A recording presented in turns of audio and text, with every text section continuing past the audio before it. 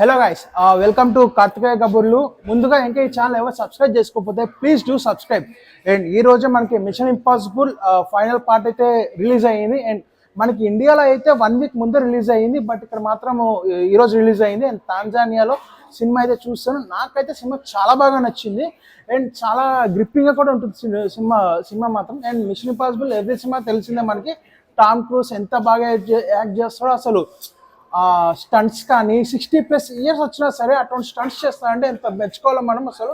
And movie కూడా ఎక్కడ bore కొట్టదు మనకి.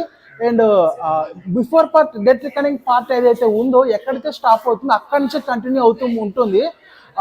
ఎన్టీడీ బేస్ మీదగా ఉండే మిషన్ సీన్స్ కానీ, అండర్ వాటర్ సీక్వెన్సెస్ కానీ, చేస్ సీక్వెన్స్ కానీ ఎవ్రీథింగ్ చాలా అంటే చాలా బాగుంటాయి. అండ్ ఒక్కసారి మనకి యూట్యూబ్లోకి వెళ్ళిపోయి మనము అంటే ఈ సినిమాకి చూసే ముందు ఫైనల్ పార్ట్స్ అన్ని రికాప్ చేసుకుంటే బెటర్ అనిపిస్తుంది. కొన్ని పాత పార్ట్స్ రిఫరెన్స్లు కూడా ఉన్నాయి మూవీలో. అది గోస్ట్ ప్రోటోకాల్లో కావచ్చు, లేకపోతే మిషన్ పార్ట్ 1లో కావచ్చు.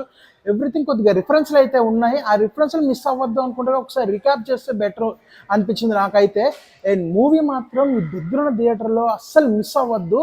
అండ్ మిషన్ ఇంపాసిబుల్ ఫ్యాన్స్ అయితే మాత్రం డెఫినెట్గా లవ్ చేస్తారు. అండ్ వచ్చిన అన్ని పార్ట్స్లో కూడా ఒక one of the best part అంటే ఈ ఫైనల్ పార్ట్ అయితే ఒక మంచి ఎండింగ్ అయితే ఇచ్చారని అయితే అనిపించింది. ఓవరాల్గా సినిమా అయితే నాకు చాలా బాగా నచ్చింది. అండ్ మీకు కూడా ఎలా అనిపించిందో కింద కామెంట్లో పెట్టేసేయండి. Thank you guys.